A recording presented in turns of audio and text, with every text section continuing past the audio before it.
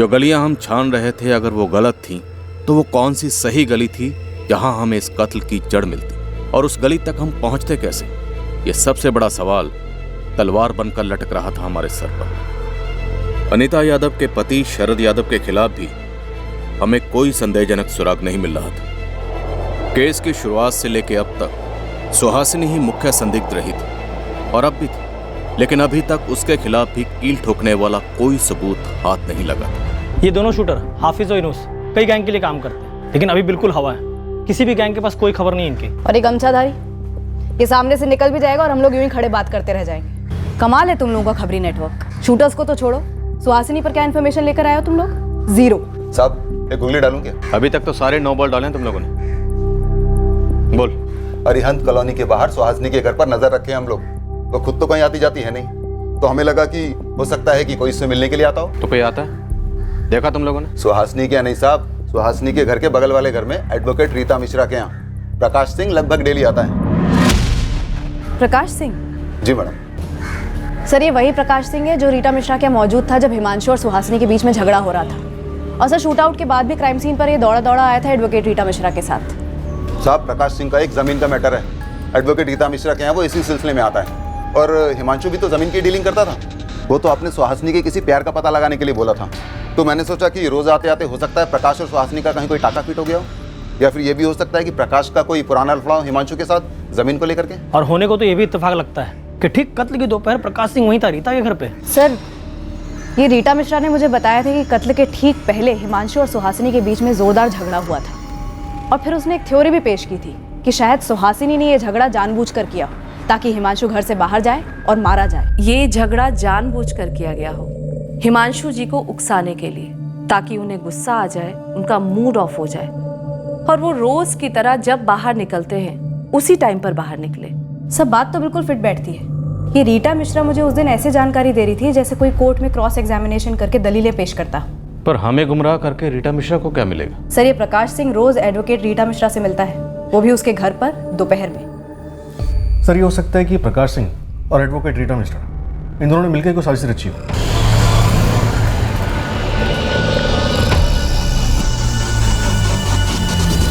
या तो ये रीटा मिश्रा इस सारी साजिश में शामिल है, या फिर एक पॉसिबिलिटी ये भी है ये एडवोकेट रीटा प्रकाश सिंह की जमीन का मसला हैंडल कर रही थी, पर उसे इस बात की भनक ही ना हो कि प्रकाश और सुहासिनी के बीच कुछ चला था, या फिर हिमांशु और प्रकाश के बीच कोई पंगा। सर इन दोनों संभावनाओं में जैसे ही हिमांशु घर से बाहर निकला होगा, इसकी जानकारी बाहर फील्डिंग कर रहे हत्यारों को दी गई होगी कि टारगेट निकल चुका है। एक बार फुटेज फिर से देखते हैं।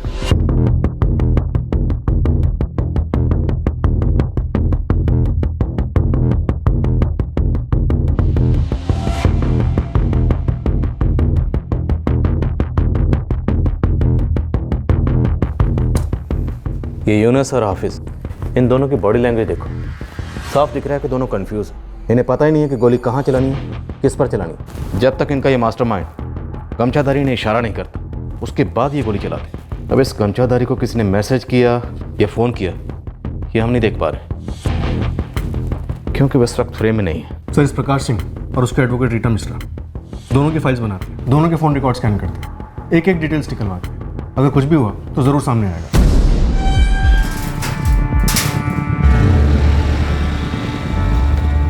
प्रकाश सिंह का छोटा सा बिजनेस है यहीं अपने प्रतापगंज में।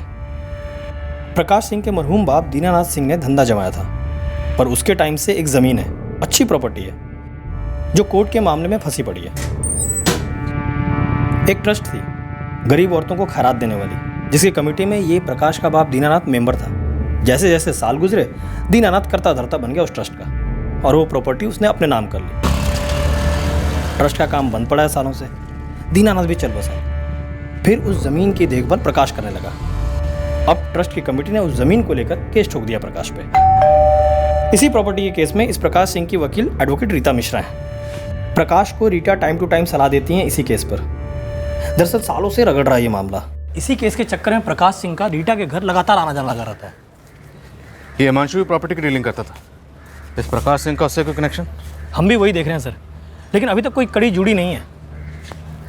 एडवोकेट रीटा मिश्रा, इसकी क्या स्टोरी है? सर रीटा मिश्रा सिर्फ हिमांशु की पड़ोसन थी और उसके कत्ल से रीटा मिश्रा को कोई फ़ायदा होने वाला था, ऐसा अभी तक तो कुछ भी नहीं दिख रहा है।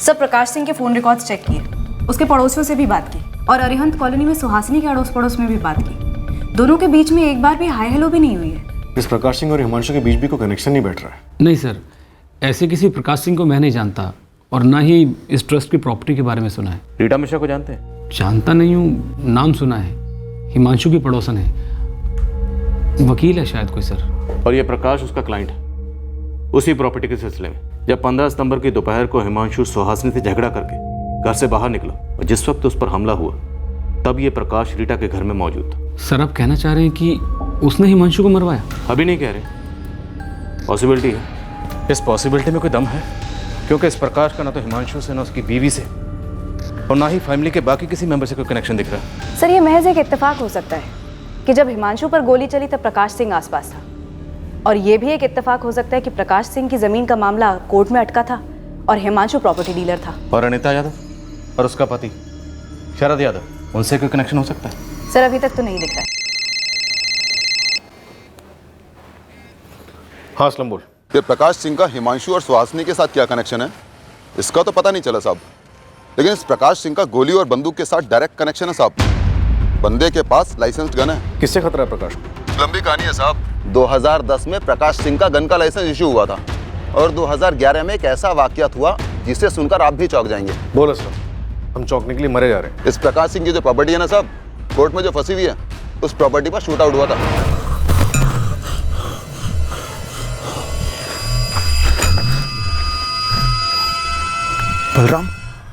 बलराम चौहान मारा गया। निशाना प्रकाश सिंह था। 6 साल पहले की बात। इस हमले का हिमांशु या उसके मौसा से कोई कनेक्शन था? वो तो पता नहीं साहब, लेकिन ये खबर हमें एक पुराने हिस्ट्री शीटर ने दी है। शूट आउट की लोकेशन प्रतापगंज है, तो किसी न किसी थाने में केस जरूर दर्ज हुआ होगा। गुप्ता, 2011 का केस है शूट आउट। निकलाओ केस फाइल। मैं क्राइम सीन के आसपास के सभी थानों से शुरुआत करता हूँ। असलम, पूरा जोर लगा दो, अपनी सारी फौज लगा दो इस काम के पीछे। पता करो इस प्रकाश सिंह का हिमांशु से या उसकी बीवी सुहासिनी से या अनिता यादव या उसके पति शरद यादव से कोई भी कनेक्शन। रविंद्रनगर police station. बात सिर्फ लाइसेंस बंदूक की होती तो शायद हम प्रकाश सिंह के पीछे इतने हाथ धोकर नहीं पड़ते, पर डिस्प्यूटेड प्रॉपर्टी पर इस शूट आउट की खबर ने हमारे कान खड़े कर दिए। हम लगभग पक्का थे कि प्रकाश सिंह का हिमांशु के कत्ल के वक्त क्राइम सीन के आसपास होना महज एक इत्तेफाक नहीं था, पर इससे पहले कि प्रकाश सिंह की पूरी कुंडली हमारे सामने खुलती, हिमांशु के शूट आउट की साजिश का एक पन्ना हमारे हाथ लगा। कौन है संजय राजपूत? नया कॉला पंटर है, पर नारायण नगर में बतौर गुंडा उभर रहा है। हिमांशु तिवारी के मर्डर में इसकी कोई डायरेक्ट इन्वॉल्वमेंट है? डायरेक्ट इन्वॉल्वमेंट है कि नहीं ये तो पता नहीं, लेकिन इसका एक पुराना साथी है, बंटी सिंह। मेरा बंदा उस बंटी सिंह से मिला था, तो बंटी सिंह बोला कि 16 सितंबर की सुबह से ये संजय राजपूत अंडरग्राउंड है। संजय और बंटी दोनों की डिटेल्स निकलवा और तुरंत भेजो।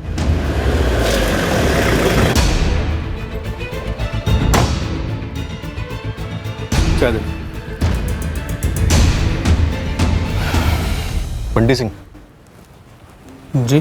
चल चाय खत्म कर और चुपचाप जाके पीछे वाली गाड़ी में बैठ जा। अरे साहब मैंने किया क्या है साहब? संजय राजपूत कहाँ है बंटी? संजय मुझे नहीं पता साहब।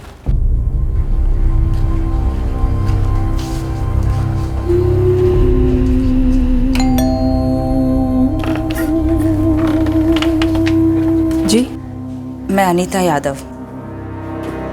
मतलब राजू चौधरी। मुझे आपसे कुछ बात करनी है।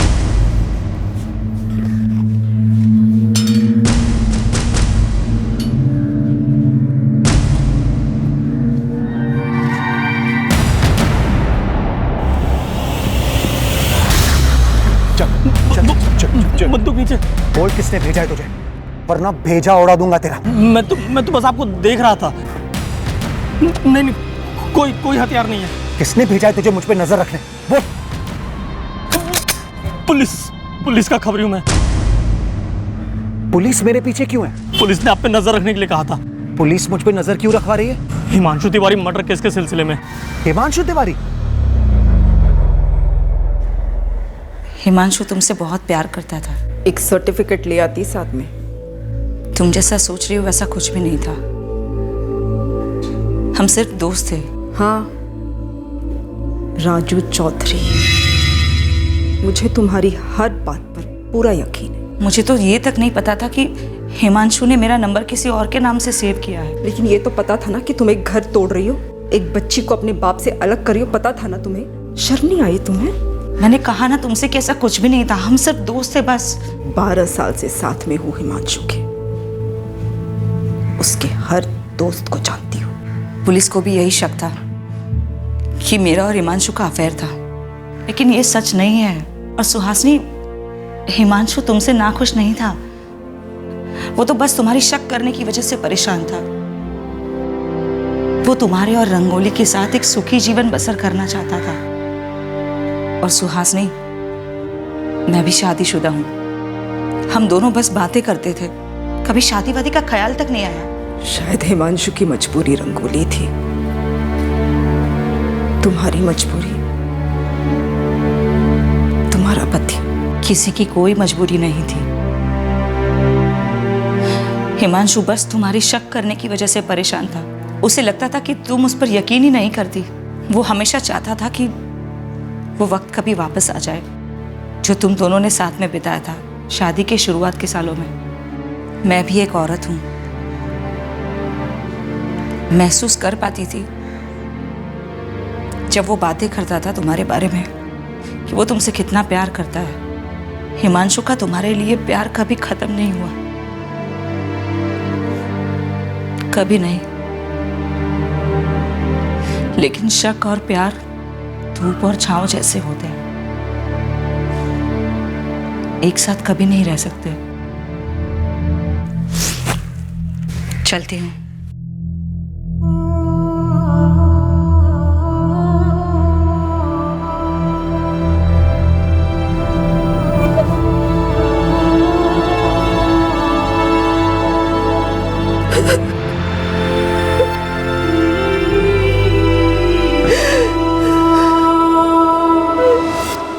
अरे साहब, दोबारा क्या देखना, ये संजय ही है, बचपन से देखा है इसे। अब कहाँ दिखेगा? अभी का नहीं पता साहब, पर अपने नारायण नगर में तो नहीं है। कुछ दिन पहले अचानक से हवा हो गया। 16 सितंबर से? हाँ साहब, उसी दिन से। ये यूनुस शेख और ये हाफिज मलिक, दोनों पेशेवर हत्यारे। और तुम्हारे बचपन के दोस्त संजय राजपूत ने इन दोनों से एक हत्याकांड करवाया, एक मासूम आदमी की जान ली गई, हिमांशु तिवारी की। और ये है हिमांशु तिवारी। हाँ साहब, ये अखबार में आया तो था, टीवी पर भी देखा था मैंने। साहब, फिर भी पुलिस के पास नहीं आया? अरे साहब, तब ध्यान नहीं आया। तेरा बचपन का दोस्त संजय राजपूत, जिसने गमछा पहना हुआ है, अखबार में इसकी फोटो देखी होगी, टीवी पर सीसीटीवी फुटेज दिखाई गई, सब कुछ देखने के बाद भी तो पुलिस के पास नहीं आया? साहब, मुझे क्या पता था वो इतनी जल्दी बीए पास हो जाएगा और मर्डर करने लग जाएगा। तेरे बीए में पीएचडी छोड़ और ये बता, तू कौन से घराने का कलाकार है? हाँ, गुरु कौन है तेरा? साहब, मैं और संजय साथ में काम करते थे, हफ्ता वसूली करते थे ठेले वालों से। फिर वो साला संजय दुर्जन भैया के साथ काम करने लग गया और मुझे कभी मिलवाया भी नहीं। अब ये दुर्जन भैया कौन है? दुर्जन भैया ना भाई लोगों के भी भाई हैं, बॉस हैं वो। तेरे इस गुरु का गुरुकुल का है? साहब, फिलहाल तो आप लोगों के ही मेहमान है वो आज। सेंट्रल जेल से हुक्म चल रहा है, जब जब कोर्ट में पेशी होती है ना, संजय दौड़ा दौड़ा आता चरण स्पर्श करने उनके। तो सुपारी इस दुर्जन ने ली होगी और उसने आगे दी होगी संजय को। ये सब क्या हो रहा है मैडम? मेरा पीछा क्यों किया जा रहा है? ये क्या कह रहा है आपका खबरी? हर किसी से हथियार तान कर बात करते हो। पहले आप मुझे ये बताओ कि मुझ पे नजर रखने के लिए किसने सुपारी दी है आपको? पिद्दी सा हथियार क्या रख लिया जेब में, तमीज घर भूल आए हो। आप बैठे चुपचाप। सर, ये दुर्जन सिंह काफी कुख्यात गैंगस्टर है, 3 स्टेट्स में गैंग फैली है इसकी, 10 साल से जुडिशियल कस्टडी में, अनगिनत केसेस ठोके हैं इस पर। प्रकाश सिंह ने हिमांशु तिवारी का काम इस दुर्जन सिंह से ही करवाया होगा। सर, प्रकाश सिंह बाहर ही बैठा है। क्या बात है सर? आजकल आप लोग किसी सुनसान जगह नहीं ले जाते, यहीं पे थाने में एनकाउंटर कर देते हैं। इस हथियार का लाइसेंस सरकार ने तुम्हें अपनी हिफाजत के लिए दिया, बदतमीजी ने। पहले आप मेरे सवाल का जवाब दीजिए कि मुझ पे नजर क्यों रखी जा रही है? क्योंकि तुम हिमांशु तिवारी मर्डर केस में सस्पेक्ट हो। उस दिन तुम हिमांशु के पड़ोस में इत्तेफाक से मौजूद नहीं थे। इस पूरे हत्याकांड के मास्टरमाइंड तुम हो प्रकाश। क्या? अब तो पक्का है सर, किसी ने खूब सारे मिठाई के डिब्बे भेजे हैं यहां पर, वो भी दिवाली से पहले। और आप लोगों से यह कहा है कि ये जो प्रकाश सिंह नाम का बंदा है ना, उसे बुरी तरह से फंसा दो। प्रकाश सिंह, तुम तक पहुंचने के लिए हमने बहुत पापड़ बेले, बहुत वक्त लगा हमें तुम तक पहुंचने में, पर देखो आखिरकार पहुंच गए ना। अब तुम्हारी पूरी हिस्ट्री हमारे सामने, और तुम्हारी हिस्ट्री के पन्नों पर बलराम चौहान का नाम भी शामिल है, वही काशी ठाकुर का गुंडा। काशी ठाकुर तो मारा गया 2009 के एनकाउंटर में, पर काशी ठाकुर के साथ तेरा बड़ा गहरा संबंध रहा है ना?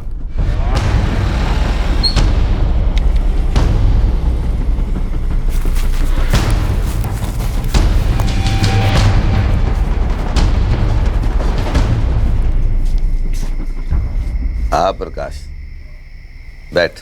मैं ये गन जरूर रखता हूं अपने साथ, लेकिन गोली वोली नहीं चलाई लोगों पे। ये हथियार, ये लाइसेंस, ये सिर्फ अपनी सुरक्षा के लिए है। जावेद की कनपट्टी पे जो घोड़ा रखा था वो कौन सी सुरक्षा थी? कारण है साहब, और हम वो कारण जानना चाहते हैं। आपने 2011 में हुए शूटआउट के बारे में पता तो करवाया, जिसमें बलराम मारा गया था, लेकिन शायद आप लोग ये नहीं जानते हैं कि 2012 में भी एक शूटआउट हुआ था, वो भी ठीक मेरे घर के बाहर ही।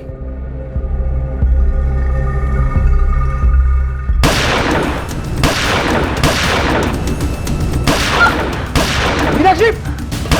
मीनाक्षी अंदर जाओ! अंदर जाओ, दरवाजा बंद करो!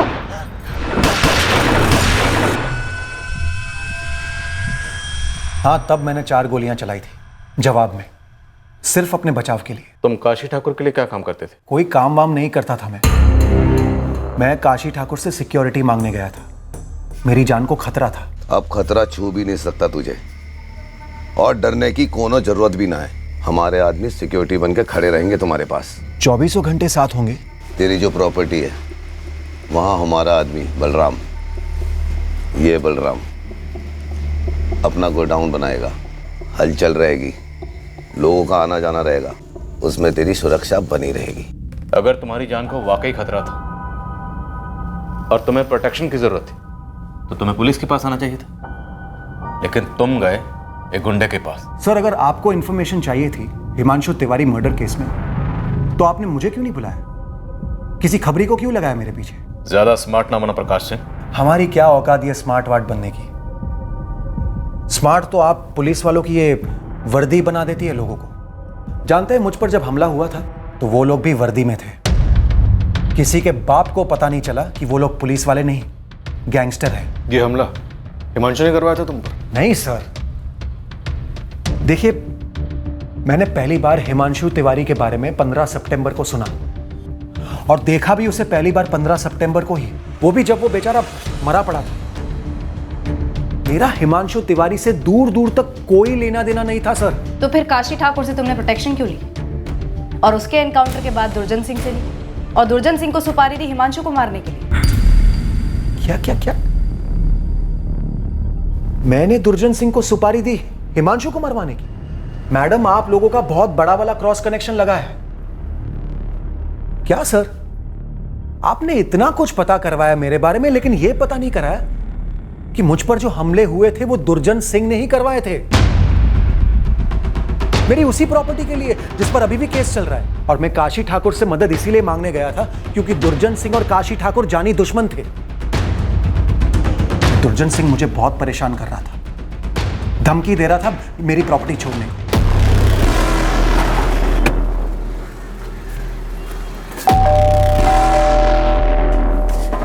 क्या है?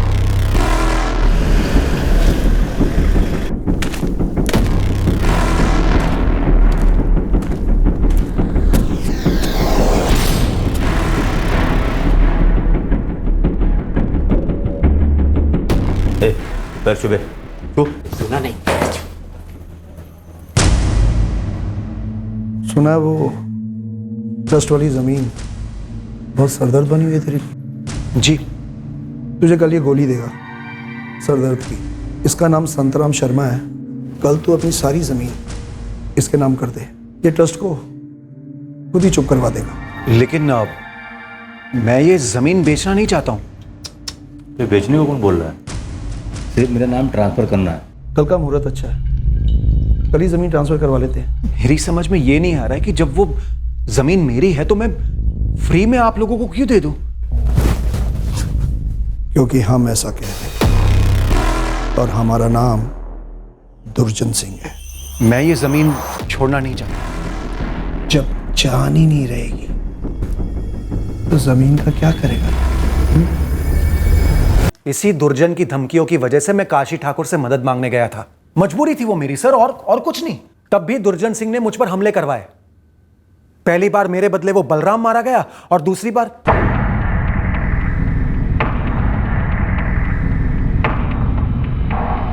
सर कहीं ऐसा तो नहीं कि इस बार भी दुर्जन मुझे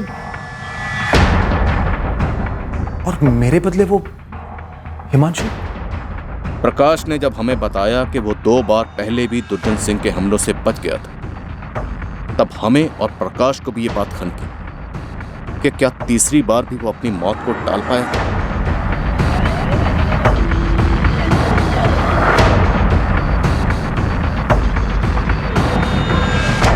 सर ये शूट आउट से एक दिन पहले का फुटेज है। ये फुटेज हमने पहले भी देखा, लेकिन तब हमारा फोकस प्रकाश पर नहीं था। ये प्रकाश रोज लगभग 2 बजे रीटा के घर जाता था और ठीक 4 बजे वहाँ से निकल जाता था, हिमांशु के निकलने से कुछ देर पहले। लेकिन 15 सितंबर को हिमांशु प्रकाश से कुछ देर पहले निकल गया था। और गुप्ता, फुटेज में एक चीज़ और नोटिस की, हिमांशु और प्रकाश दोनों की बाइक तकरीबन एक जैसी। सर 2011 का बलराम चौहान मर्डर केस और 2012 में शूटर्स ने पुलिस वर्दी में जो प्रकाश सिंह पर हमला किया था, इन दोनों केसेस में सभी शूटर्स गिरफ्तार हुए थे और दुर्जन सिंह ने कबूल किया था कि इन हमलों का मास्टरमाइंड वही है। तब तो इस मास्टरमाइंड से एक मुलाकात हमारी भी बनती है। दुर्जन सिंह की ऑफिशियल कस्टडी के लिए अर्जी दे दो। आपके कमिश्नर साहब कोई बड़ा इनकाउंटर किसी नए भर्ती हुए हवलदार को सौंपेंगे क्या? बस यही हमारे साथ हुआ। ये दूध भात संजय राजपूत टुच्चे से काम में भी गड़बड़ कर गया। कह रहा था 1 महीने से फील्डिंग लगाई है। भैया जी, प्रकाश सिंह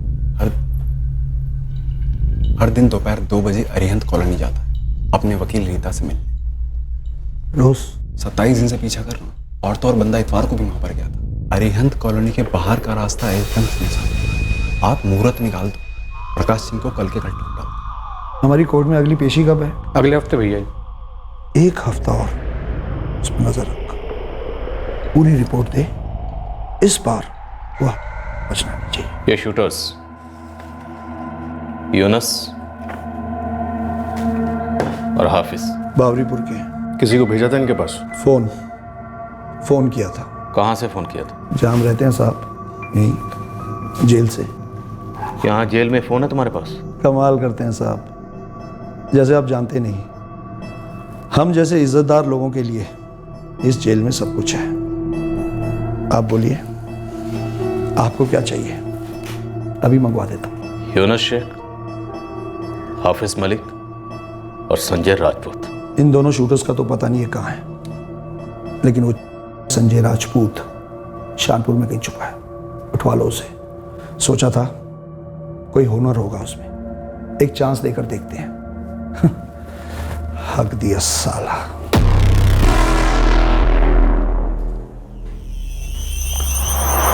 पांडे जी, एक फोन का इंतजाम कर दीजिए। कहाँ है गधे के बच्चे?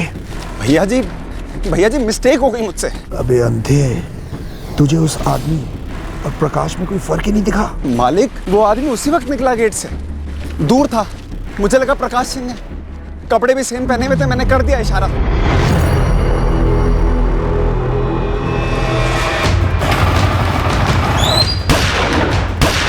अगली बार ऐसी मिस्टेक कभी नहीं करूंगा मैं। तेरे लिए कोई अगली बार नहीं है। और हाँ, अब एक गलती और मत करना, मेरे सामने मत आना। उठा लो संजय राजपूत। ये यूनुस और हाफिज मैं आपको ढूंढ कर दे दूंगा। लाल शहर के किसी बिल में छुपे होंगे और इस मर्डर का बिल अब मेरे नाम पे फाड़ दो।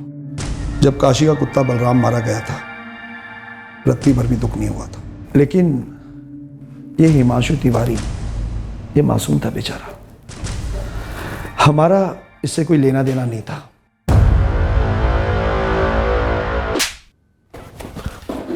तुम्हारे जैसे लोग इस समाज के लिए दीमक है, कैंसर।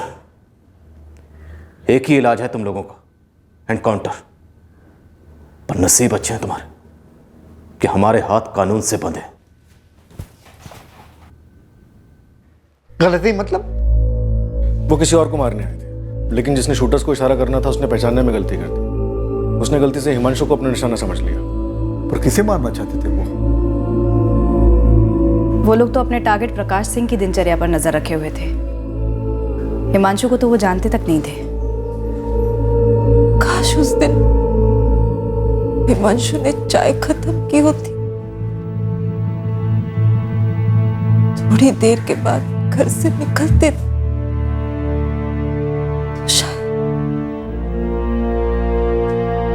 शायद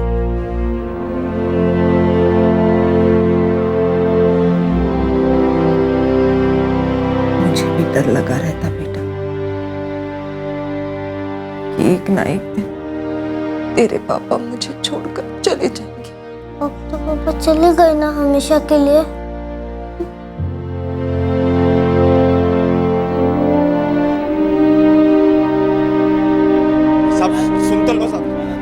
संजय राजपूत, जिसने दुर्जन सिंह के कहने पर प्रकाश सिंह को मारने का पूरा प्लान बनाया था, वो हमें शानपुर से मिला। और हाफिज मलिक, 2 शूटर्स में से एक हमें लाल शहर से मिला, और दूसरा शूटर यूनुस शेख भी बहुत जल्द हमारी गिरफ्त में आ गया। हिमांशु तिवारी बेवजह मारा गया और हमने उसकी जिंदगी के हर पहलू, हर रिश्ते, हर रंजिश को उसके कत्ल का संभव मकसद समझकर टटोला, बाल की खाल की, जबकि हकीकत यह थी कि हिमांशु तिवारी गलती से मारा गया था। मिस्टेकन आइडेंटिटी का यह कोई पहला केस नहीं था हमारा, और यह भी कोई पहली बार नहीं हो रहा था कि दुर्जन सिंह जैसे जुर्म के बाहुबली ने जेल में बैठकर ही मौत का फरमान सुनाया था और मासूम जिंदगियों के साथ भयंकर खिलवाड़ हुआ था। हमें शर्मिंदा होना चाहिए, और हम शर्मिंदा हैं कि ऐसे अपराधी हमारी नाक के नीचे पनपते हैं, और हम जवाबदेह हैं इस कड़वे सच के लिए।